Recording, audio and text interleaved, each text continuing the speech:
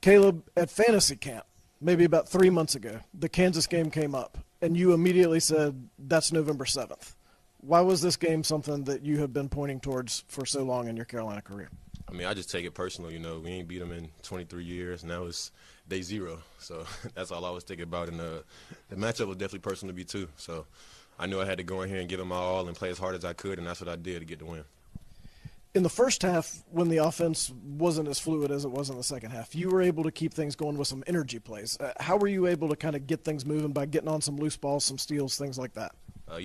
I trust my team, and I know sometimes it takes us a minute to get going. So I'm always going to bring it out the gate, and that's all I can say. I'm always going to go my hardest no matter who we're playing and no matter what's going on.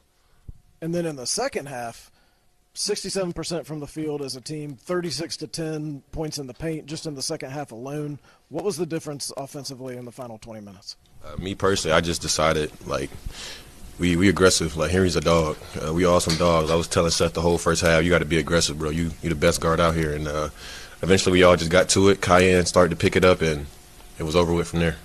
What was the message at halftime? The team as a whole had not played very well, but you're only down to 8. What did Coach Davis tell you before you went back out there? Just basically be aggressive and limit our turnovers, and just telling us we played a terrible half of basketball, but we're still only down 8. So once we play a good one, we know it's going to be the outcome. So one terrible half and one really good half, and that's good enough for a double-figure win over Kansas. What does that tell you about where this team could go? I told everybody after the BYU game I felt like we was going to be the best team in the country, and it's just going to prove it. So we got to keep going. Way more big games down the road, but I feel like this is a great start. What'd you think?